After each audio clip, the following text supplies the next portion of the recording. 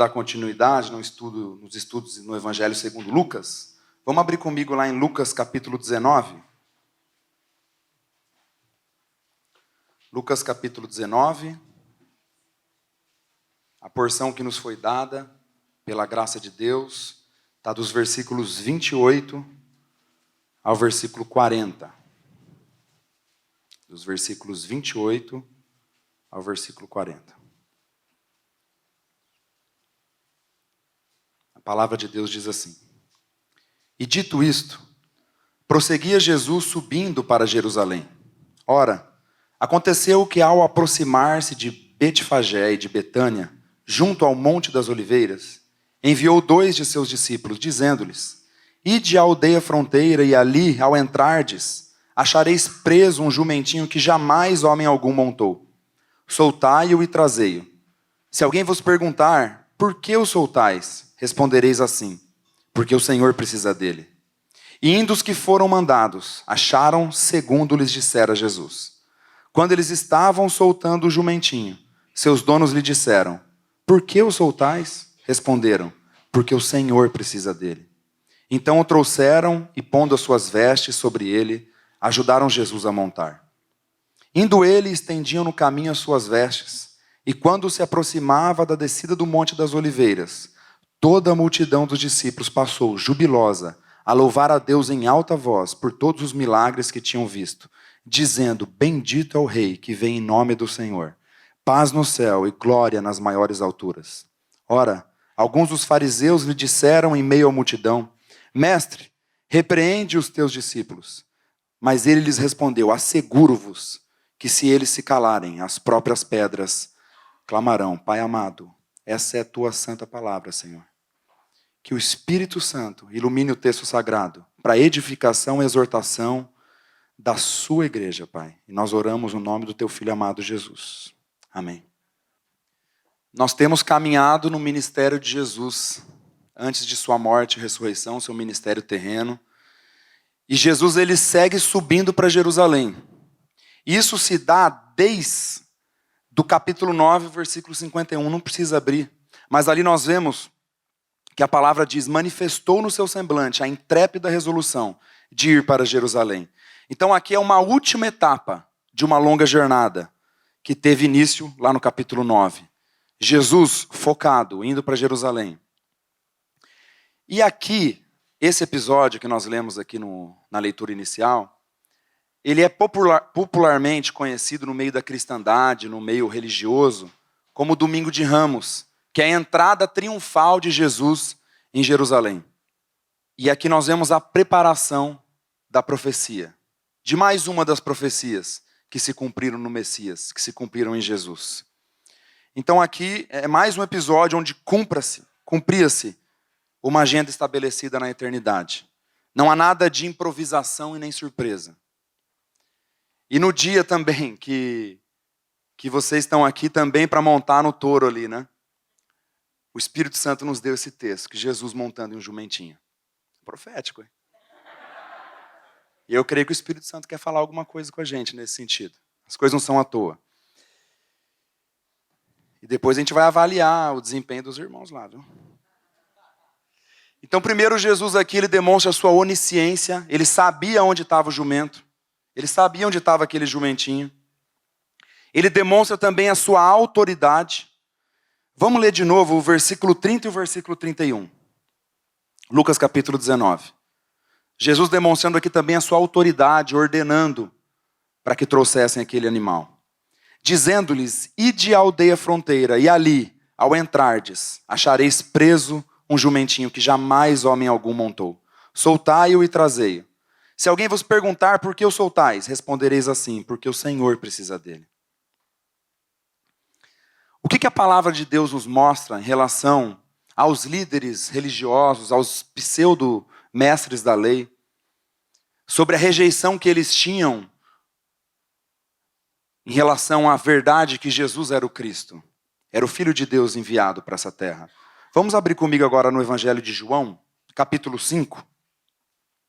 Vamos ler ali do versículo 37 ao versículo 40. João capítulo 5. Então, um pano de fundo. essa entrada de Jesus em Jerusalém, montado em um jumentinho, mais uma profecia que se cumpria. E os religiosos, os mestres da lei, aqueles que julgavam que conheciam as Escrituras, rejeitando essa verdade. Uma verdade cristalina aos seus olhos, que o Messias montaria e entraria em Jerusalém montado em um jumento. Mais uma profecia que rejeitaram. E olha o que Jesus diz a esses cegos e duros de coração. O Pai que me enviou, esse mesmo, é quem tem dado testemunho de mim. Jamais tendes ouvido a sua voz, nem visto a sua forma. Também não tendes a sua palavra permanente em vós, porque não credes naquele a quem ele enviou. Examinais as Escrituras, porque julgais ter nelas a vida eterna, e são elas mesmas que testificam de mim. Contudo, não quereis vir a mim para terdes vida. Que tristeza, amados. Pessoas que se julgam examinadores, mestres da lei, examinadores da Bíblia, da Torá, do Antigo Testamento, dos profetas, e não viam a Cristo no Antigo Testamento. Essa questão aqui do jumentinho, Jesus montado e um jumentinho entrando em Jerusalém, era mais uma prova que Jesus era o Messias, o ungido de Deus. E mais uma vez, os religiosos o recusavam. Recusavam essa verdade. Eu vou ler com os irmãos, até trouxe aqui um rascunho, um garrancho, sobre algumas profecias que eu anotei que foram cumpridas em Cristo. Mas a última lista que nós olhamos com calma, até posso mandar para os irmãos quem quiser depois, a última lista que eu vi com o maior número de profecias que se cumpriram em Cristo, mostrando que ele era o Messias, tinha 312 profecias. Eu coloquei algumas aqui.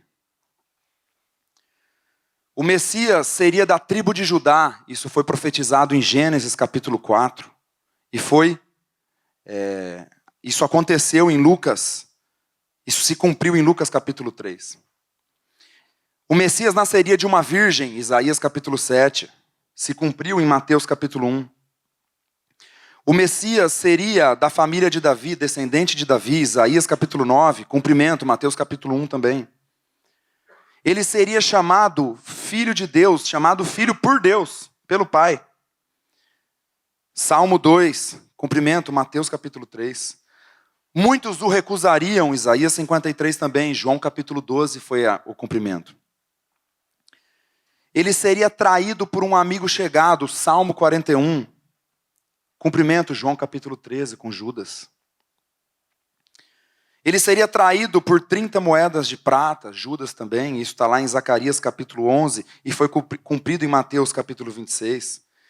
Ele ficaria em silêncio quando acusado, lembra a ovelha muda que se calou? Isso está lá em Isaías também 53, e se cumpriu em Mateus capítulo 27. Fariam sorteio para ficar com as suas vestes, Salmo capítulo 2, cumprimento, Mateus capítulo 27. Nenhum osso dele seria quebrado, Salmo 34, cumprimento, João capítulo 19.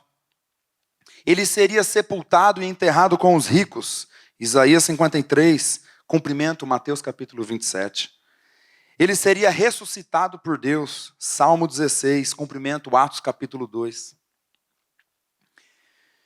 Quando eu digo cumprimento aqui em Atos, que é a pregação de Pedro, testificando que Jesus ressuscitou, mas nós vemos isso nos evangelhos também.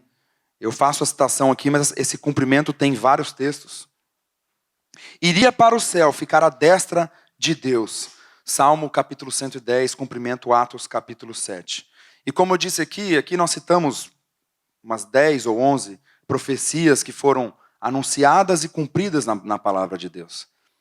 Só que já existem listas com mais de 300. Eu já vi uma de 312 e conferi todas. Era nítido que Jesus era o Messias. Era o ungido de Deus. Aquele que é um com o Pai, é o Salvador da humanidade. E aqueles que, zelosos com a palavra, se diziam zelosos com a palavra, o recusaram. A gente não pode subestimar a dureza do coração humano. A dureza do nosso coração. A gente não pode subestimar, ela é terrível. E essa profecia que nós estamos vendo aqui, do jumento, que Jesus, o Messias, entraria de uma forma triunfal em Jerusalém, montado em um jumentinho, filho de uma jumenta. Isso foi profetizado em Zacarias capítulo 9. Vamos abrir comigo? Zacarias capítulo 9, versículo 9. E nós estamos vendo o cumprimento aqui da profecia. Vamos observar, Zacarias capítulo 9, versículo 9, a palavra diz assim: Alegra-te muito, ó filha de Sião, exulta, ó filha de Jerusalém. Eis aí te vem o teu rei, justo e salvador, humilde, montado em um jumento, num jumentinho, cria de jumento. Que coisa maravilhosa, irmãos. O Messias profetizado, Jesus, com autoridade, com onisciência, chamando aqueles homens, pedindo para trazer o jumento e entrando em Jerusalém montado num jumentinho. Isso é maravilhoso. É mais uma profecia se cumprindo em Cristo. Ali do versículo 32 ao 34, a gente vê essa preparação para a profecia se cumprir, eles preparando o jumento. Mas eu gostaria de ler junto com vocês de novo, do 35 ao 38 ali de Lucas capítulo 19. Versículo 35 ao 38. Então trouxeram e pondo as suas vestes sobre ele, ajudaram Jesus a montar. Indo ele, estendiam no caminho as suas vestes. E quando se aproximava da descida do Monte das Oliveiras, toda a multidão dos discípulos passou jubilosa a louvar a Deus em alta voz, por todos os milagres que tinham visto, dizendo: Bendito é o Rei que vem em nome do Senhor, paz no céu e glória nas maiores alturas. Jesus foi montado em um jumento, meus irmãos. A entrada de Jesus, ela foi despretensiosa. Ela foi simples. Ela foi humilde. Ele não entrou brandindo uma espada, nem acompanhado de um exército, nem com carruagem de ouro, com pedras preciosas. Ele não entrou em Roma, ele entrou na pequena Israel, na pequena Jerusalém. Não com carruagem, mas montado em um jumento. Um jumento que nunca havia sido amansado. Um jumento que nunca havia sido montado. Esse é o nosso rei. E esse jumentinho, ele pode ser um símbolo de simplicidade, de humildade. E aquele que montou no jumento não era Júlio César, em Roma, não era Nero, não era Alexandre o Grande, mas Jesus, o rei humilde. Aquele que veio para salvar pecadores, como eu e vocês. Isso mostra também que o reino de Jesus não é deste mundo. O reino de Jesus não é sobre coisas materiais em si, mas coisas espirituais. Aquele, o filho do carpinteiro, aquele que dormiu numa manjedoura. Sempre que eu vejo isso, meus irmãos, eu fico com o coração quebrantado. Jesus dormiu numa manjedoura. Ninguém aqui em sã consciência colocaria um filho, um parente, um irmão para dormir numa manjedoura. Aquele que é um com o Pai, o Deus encarnado, veio para esse mundo, se humilhou, foi para aquela cruz como uma ovelha muda. E no começo do seu ministério, no começo da sua vida, antes do seu ministério, ele dormiu em uma manjedoura. A gente é tão acostumado de ouvir o Evangelho, ouvir a graça de Deus, ouvir sobre Jesus, que a gente se esquece desses detalhes. O Rei dos Reis, assim como o Salmo 110 diz, aquele que está à destra do Pai, ele veio como filho do carpinteiro, dormiu numa manjedoura e entrou em Jerusalém montado em um jumento. E nós aqui preocupados com as coisas desse mundo, apegados em bens materiais. Então é para a gente colocar a boca no pó e louvar o nosso Deus que nos salvou em Jesus Cristo. No versículo 30 nós vemos ele dominando sobre a natureza, por quê? Então nós vemos a onisciência de Jesus, a autoridade de Jesus e a autoridade de Jesus sobre a natureza, sobre os animais. A palavra de Deus diz que Jesus é o Senhor dos mares. Lembra quando ele acalma a tempestade? Nós estudamos isso aqui. Jesus mostrando que ele era o Senhor dos mares, o Senhor sobre a natureza. E aqui ele monta em um jumento que nunca foi amansado, nunca ninguém montou. E Jesus falou, traz para mim. Ah, mas por quê? Fala que o Senhor precisa dele. E trazem para Jesus, E Jesus monta e entra em Jerusalém, num jumentinho que nunca foi amansado. Vocês têm noção que é um jumento que nunca foi amansado? Vocês não têm noção. Vocês jogam o peão longe, filho. É bem pior que esse touro que vocês vão montar aí. É terrível. Mas Jesus, ele domina sobre a natureza, ele é o próprio Deus encarnado. E ele não veio trazer a paz política a Israel naquele momento. Ele veio trazer a paz com Deus para todo aquele que crê. Dias depois desse evento, em sua morte na cruz, em sua ressurreição pelo Pai. Alguns dias depois, meus irmãos, e nós chegaremos lá na exposição de Lucas, Jesus ele vai para aquela cruz. O rei, que nele havia profecia de que ele entraria em Jerusalém montado em um jumentinho, e nele também havia profecia que ele iria como ovelha muda ao matadouro. Ele não abriu a boca. Ele não revidou com ultraje. O nosso Deus enviou o seu Filho, aquele que é um com ele, lá naquela cruz, para ele receber não somente os pregos e as chibatadas, porque os pregos e as chibatadas foram realmente muito dolorosas, mas a maior dor que Jesus sofreu ali, que a gente não tem a mínima noção, é a dor da ira do Pai pelos nossos pecados. Jesus ali se tornou maldito por nós, o justo pelos injustos. Quando Jesus ali carregava a nossa iniquidade, carregava o nosso velho homem, ele sofria ali a ira do Pai. Deus, sendo justo, precisava derramar a ira dele sobre os pecados. Mas ele amou tanto o mundo que ele enviou Jesus Cristo, o próprio Filho, por todo aquele que crê. E quando Jesus Cristo morre naquela cruz, tanto pelos pregos, pelas chibatadas e principalmente pela ira do Pai sobre os nossos pecados ali. Quando ele morre, existe mais uma profecia sobre o Messias. E vocês lembram qual é em relação a isso? De que o ungido de Deus, o Filho de Deus, o Messias, o seu corpo não entraria em decomposição. Isso é uma profecia sobre a ressurreição. O Pai, ao terceiro dia, ressuscitou Cristo dentre os mortos. E todo aquele que se arrependeu dos seus pecados e creu nessa verdade, creu também que foi ressuscitado juntamente com Cristo. Vocês creem de fato que vocês foram sepultados com Cristo? Vocês creem que o antigo eu de vocês morreu? Eu olho para o antigo Pedro, é terrível, meus irmãos. Terrível. Mas o Senhor me lembra, eu te ressuscitei com Cristo. Hoje é um novo Pedro, pela graça de Deus. Então, mas que a gente não se esqueça disso, do Evangelho de Jesus Cristo. O Evangelho da graça de Deus, que é o único Evangelho verdadeiro. Então, dias depois daquele episódio do jumentinho, Jesus ele seguia na sua caminhada para a sua crucificação, para a sua morte e ressurreição. E para levar espiritualmente os pecadores com ele, aqueles que creem e aqueles que creriam.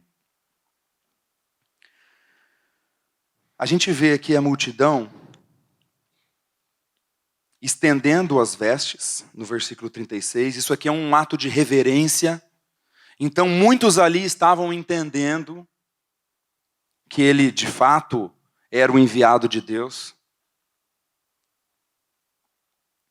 Então aqui nós vemos um ato de reverência, estendendo as suas vestes. Eles estavam conclamando o Salmo 118, versículo 26.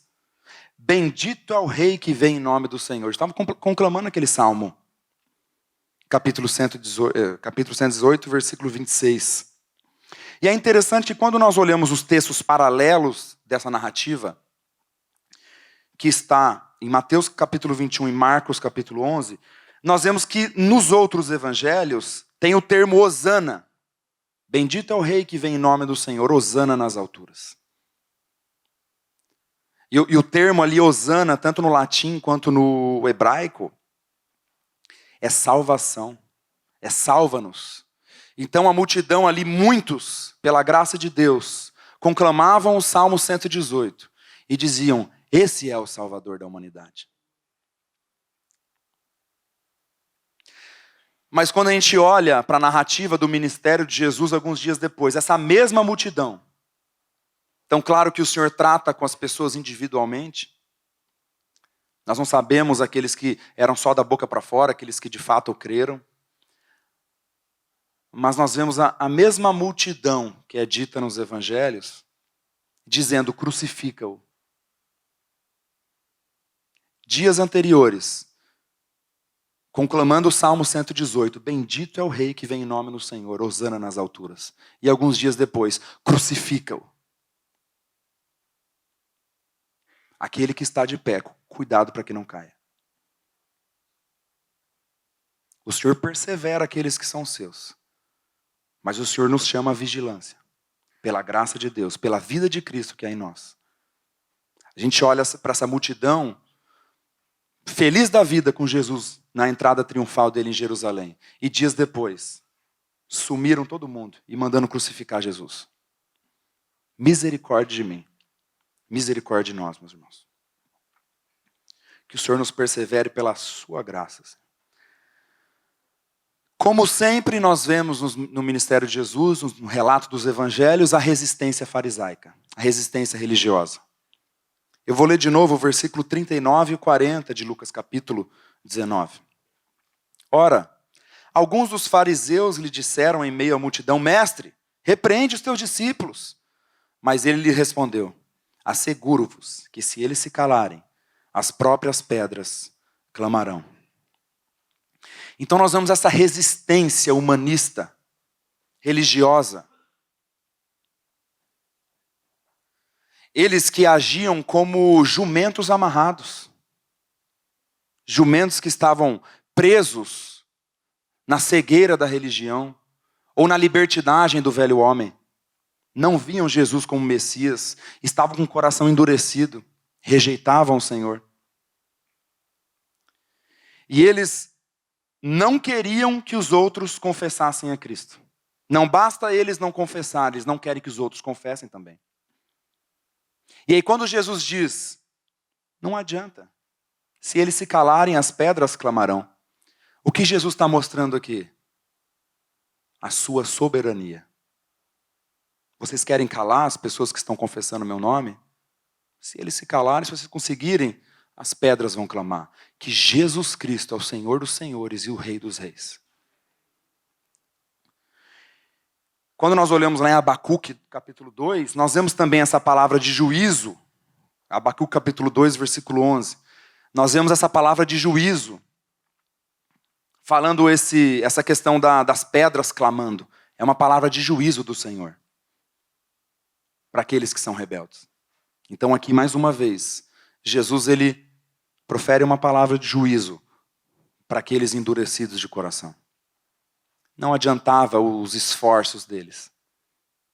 Jesus seria confessado e crido por muitos. Então eles recusavam confessar o nome de Jesus e também queriam impedir que os outros também confessassem. Jesus que tem autoridade, onisciência, é o Senhor da natureza e é soberano sobre todas as coisas. Se eles se calarem, as pedras clamarão.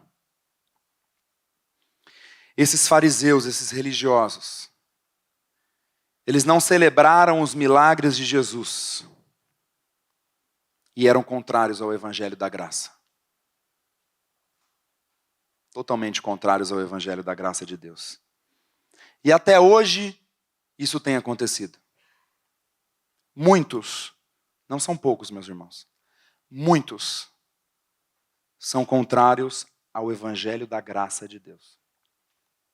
E se nós não vigiarmos, nós também estamos colocando humanismo, colocando legalismo, adicionando coisas no evangelho. Fazendo remendo com o evangelho, fazendo mistura, colocando coisas. Se a gente não vigia, a gente também faz isso. Então, nenhuma novidade, nada novo. Aqueles religiosos eram contrários ao evangelho da graça de Jesus. Eram contrários à nova aliança que o Senhor trouxe. Não aceitavam isso de maneira nenhuma.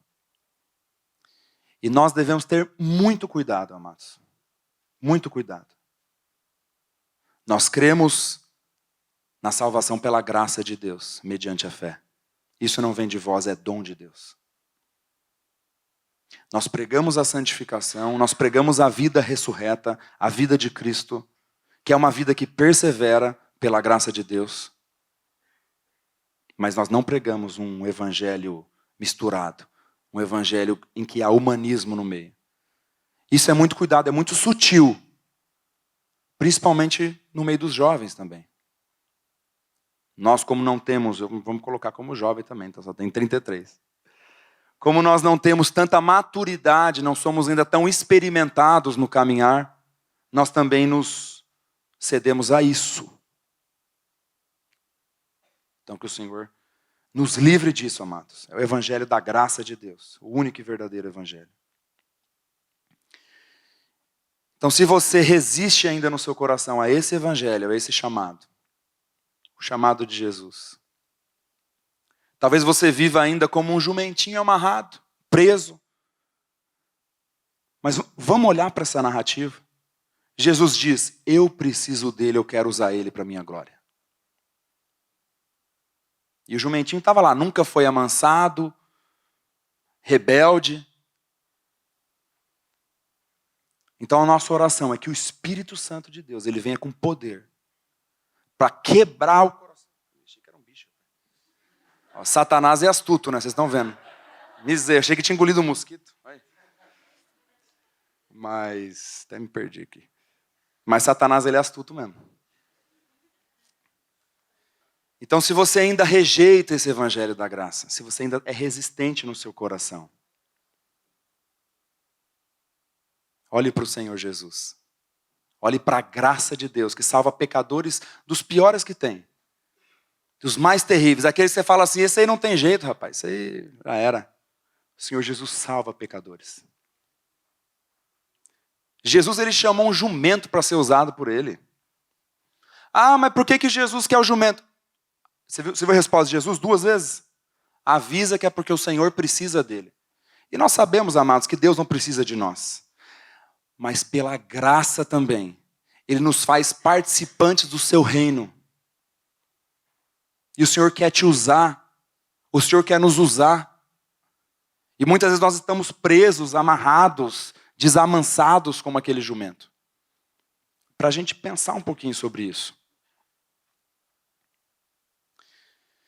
Existe uma alusão também, um simbolismo aqui presente, que eu acho interessante. Vamos abrir comigo em Êxodo capítulo 13. Êxodo capítulo 13, vamos ler o versículo 13.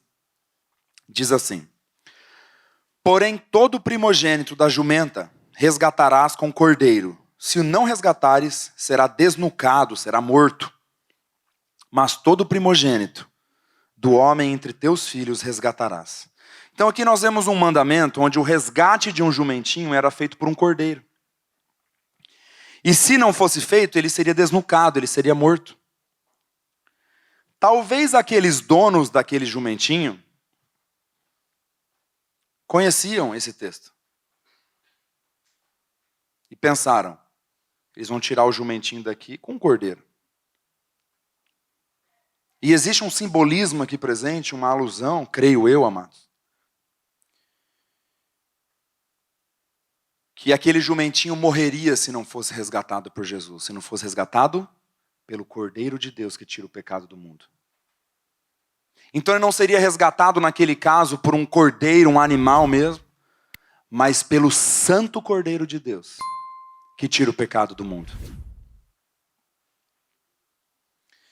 Então, quando nós olhamos essa narrativa, nós vemos o Cordeiro de Deus resgatando não só aquele jumento, mas resgatando para si um povo, resgatando os pecadores que creem nele e que creriam nele, pela graça de Deus. Eu creio, amados, que existe um simbolismo especial aqui que o Espírito Santo quer nos falar. Lembra que nós lemos que toda a Escritura testifica do Senhor? Toda a Escritura.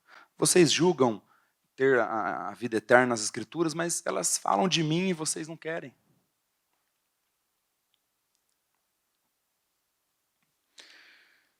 Então o Santo Cordeiro de Deus, ele veio para resgatar pessoas teimosas, igual jumento, igual a gente.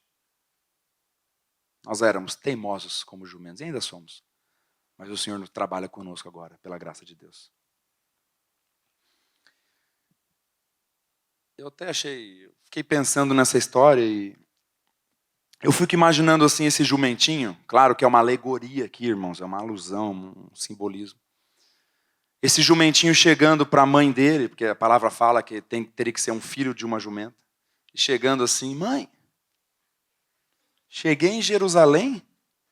Rapaz, eu entrei em Jerusalém, pessoal tudo alegre, jogando as vestes, louvando, que bênção. O que aconteceu, mãe? Ela falou, filho, você entrou sozinho ou tinha alguém em cima de você? Não, eu estava carregando um tal de Jesus de Nazaré aí, né? Ela fala, então tá bom, filho, então vai lá amanhã de novo, agora entra sem esse rapaz aí em cima de você. Vamos ver o que acontece. Aí ele vai lá todo feliz. Chega lá, entra, aquele barulhinho de grilo, ninguém, aquela tristeza, aquela melancolia, trevas. Aqueles que carregam a Jesus, esses têm, pela graça de Deus, alegria. Alegria verdadeira, não a alegria que esse mundo proporciona. Agora, aqueles que não carregam a Cristo, que não carregam a vida de Cristo, que não são usados pelo Senhor, é só melancolia, só ladeira abaixo, só tristeza. Você pode até se satisfazer momentaneamente com alguma coisa, mas vai passar, vai escorrer das tuas mãos. Dinheiro, fama, um relacionamento, qualquer coisa, vai escorrer das tuas mãos. E você vai se pegar preso nos seus pecados, preso na escravidão do velho homem, numa vida miserável, sem o Senhor e sem esperança. E aí é a hora que a porta da graça se fechar, aí já era. Essa é a vida daqueles que não carregam a Cristo. Uma vida que só tem ilusão, mas que um dia, se não se arrependerem, será uma condenação terrível. Mas nós aqui temos o privilégio de ouvirmos o santo evangelho da graça de Deus, que é o evangelho que salva pecadores desse buraco e os colocam na pessoa de Cristo em uma vida nova. Então eu gostaria que você examinasse seu coração. Você de fato já se arrependeu da sua antiga vida, dos seus pecados e creu no Senhor Jesus como seu Senhor e Salvador? Gostaria que você considerasse no teu coração. Será que você carrega Cristo? Ou não? Que o Senhor examine, que você examine diante do Senhor. Eu gostaria de abrir agora com os irmãos no Salmo capítulo 24.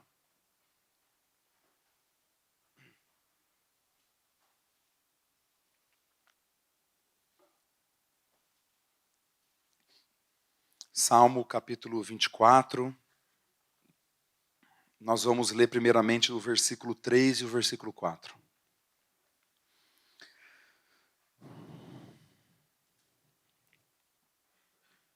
Primeiramente vamos ler o versículo 3 e o versículo 4. E a palavra de Deus diz assim: Quem subirá ao monte do Senhor?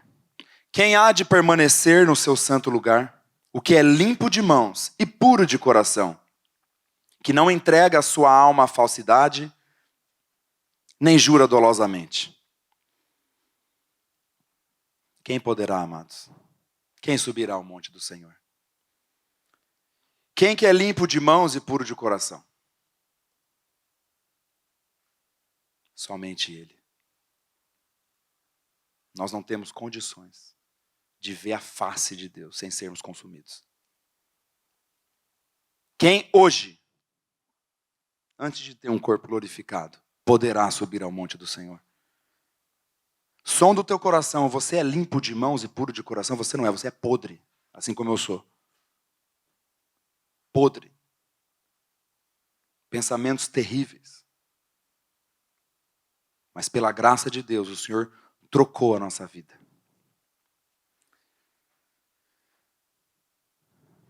Todos os homens, todos os seres humanos seriam consumidos ao entrarem na glória de Deus. Quem foi o único homem que voltou à destra de Deus sem ser consumido? Jesus Cristo. Aquele que é 100% Deus e 100% homem. E se nós olharmos para o versículo 7 ao versículo 10 agora do Salmo capítulo 24.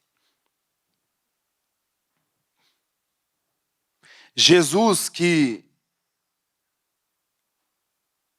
previamente entrou em Jerusalém montado em um jumentinho, de uma forma simples, modesta, despretensiosa. Dias depois daquele evento, ele vai para a cruz, ele morre pelos pecadores. Ele é ressurreto pelo Pai. Então, nesse evento, quando ele é assunto aos céus, quem é esse?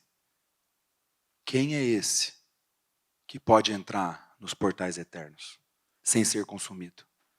Quem é esse? Jesus Cristo. Vamos ler do versículo 7 ao 10. Levantai, ó portas, as vossas cabeças. Levantai-vos, ó portais eternos, para que entre o Rei da Glória. Quem é o Rei da Glória? O Senhor forte e poderoso. O Senhor poderoso nas batalhas. Levantai, ó portais, as vossas cabeças. Levantai-vos, ó portais eternos, para que entre o Rei da Glória. Quem é esse Rei da Glória? O Senhor dos Exércitos. Ele é o Rei da Glória. Esses portões foram abertos para que um rei, não mais montado em um jumentinho, levantai, ó portas, as vossas cabeças. Esse rei é grande. Pode levantar. Quem é esse Rei da Glória? Os anjos espantados? Quem que pode subir ao monte do Senhor? Aquele mesmo que na terra entrou em Jerusalém um jumentinho, agora entra nos portais eternos com toda a sua glória e senta à direita de Deus. Aquele que é um com o Pai, o próprio Deus encarnado, o Filho unigênito do Pai.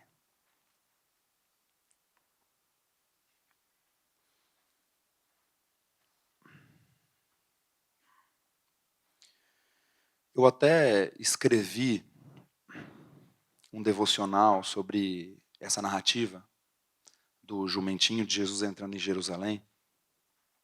E eu gostaria de ler para os irmãos fazendo alguns comentários em relação à narrativa da entrada de Jesus montado em um jumento. Gosto de olhar para essa porção das Escrituras e considerar uma analogia em relação ao animal que foi usado por Jesus. Sinto-me representado pelo jumento chucro. Você pode falar, Pedro, você está viajando. Eu me sinto representado pelo jumento chucro. O jumento chucro, que nunca foi amansado. Antes de minha conversão, eu era como ele, ainda amarrado e debaixo da condenação da lei. Amarrado, preso nos meus pecados, preso pelo mundo, por Satanás, pela minha carne, pelo velho homem, preso nos meus pecados. No meu caso, e de todo ser humano caído, estava preso na escravidão do pecado. E os mandamentos só serviriam para limitar meus passos e barrar o comportamento de um animal selvagem que nunca foi domado. É para isso que serviam os mandamentos para mim antes da minha conversão. Talvez para barrar algum comportamento externo ou outro de um animal que por dentro era selvagem. Era sedento pelo pecado. É para isso que serviam os mandamentos antes, para mim. Para isso. Talvez frear alguma coisa, religiosamente, ok. Mas o coração era podre. Nós éramos animais indomáveis. Nunca. Nós fomos domados pelo Senhor depois, pela graça de Deus. Do libertino imoral ao legalista hipócrita e religioso, os pecadores são teimosos como jumentos, até a graça de Deus os alcançar. Jesus liberta e desamarra o jumento, para que este seja útil para o reino e para transportar o Senhor. Os crentes verdadeiros foram desamarrados da escravidão do pecado e ressuscitaram juntamente com Cristo para carregarem essa vida nova do Senhor Jesus, não como um peso, mas como prova de amor e gratidão. Você fala, eu estou carregando Jesus, né? Se a gente olhar para essa analogia, eu tenho a vida de Cristo, fui crucificado com Cristo, Ele vive em mim, estou carregando Cristo. Mas ao carregar a Cristo não é um peso, é uma alegria, é gratidão ao Senhor. E nós o servimos e obedecemos de forma voluntária, porque Ele nos amou primeiro. Muitos alegam que foram salvos por essa graça. Confessam estarem livres da prisão do velho homem, mas parecem não carregar o Senhor Jesus em suas vidas. Se o jumentinho tivesse sido apenas solto, apenas liberado, que serventia ele teria para o Senhor? Se Jesus só tivesse soltado aquele jumento, solta ele aí. Por que não? Porque assim. Não, o Senhor soltou ele para que ele seja útil para o reino de Deus. E o Senhor diz, eu preciso dele. Mas eu preciso dele. 2 vezes ele diz. Então muitos confessam, fui salvo pela graça de Deus. Fui crucificado com Cristo. Tenho uma vida nova. Mas não dão frutos dignos de arrependimento. Muitas vezes nós somos assim. Confessamos que fomos salvos pela graça de Deus. Em muitos momentos de nossa vida, em frieza espiritual, não parecemos que nós estamos carregando o Senhor. Os que de fato creram no Evangelho não devem viver mais para si, mas para o Senhor. Amados, eu repreendo aqui toda mornidão espiritual, toda vida cristã miserável, morna, medíocre. Nós somos tentados todos os dias a viver um cristianismo de oba-oba. Se nós não vigiarmos pela graça de Deus e pela vida da ressurreição, pelo poder da ressurreição de Cristo em nossas vidas, nós vivemos um cristianismo medíocre. Sem o poder do Espírito Santo, sem a unção que vem do alto, sem a vida de Cristo. É um cristianismo medíocre, irmãos. Será que você não tem vivido um cristianismo morno? Frieza espiritual? Cadê a unção da palavra? Cadê o evangelho que nós cremos? Cadê o poder do Espírito Santo, gente? Eu sou tentado a isso todos os dias. Eu converso com a minha esposa, com a Dani. A gente se pega na correria, às vezes a hora que a gente vê uma frieza espiritual. Aí nós lemos a palavra, nós vemos, sabe, a alegria que é servir ao Senhor, ser útil para o reino de Deus. Então eu repreendo aqui, em nome de Jesus, toda a mornidão espiritual. E que a gente saia daqui hoje, pensando, eu era um desgraçado de um jumento teimoso amarrado. Teimoso igual um jumento. O Senhor me salvou pela graça de Deus. Ele foi lá e me arrancou de lá. E agora Ele quer me usar para a glória dEle. Que a gente saia daqui diferente, meus irmãos, pela graça de Deus. Temos de fato carregado e manifestado a vida de Cristo? Que utilidade temos para Deus? Vamos orar? Pai amado, nós te damos graças, Senhor, pela Tua santa palavra, Senhor. Um dia nós estávamos lá, presos e amarrados na escravidão do pecado. E o Senhor, pela Tua graça, pela obra de Cristo, nos arrancou de lá, nos desamarrou, nos libertou, Pai. Mas nós te clamamos, Senhor, que nós queremos ser usados pelo Senhor. Nós queremos ter utilidade para o reino de Deus. Senhor, tira de nós toda a mornidão espiritual, toda a frieza espiritual. Aqueça o nosso coração com o poder do Espírito Santo. E nos faça pessoas diferentes para o Teu reino e para a Tua glória. E nós oramos no nome do Teu Filho amado Jesus. Amém.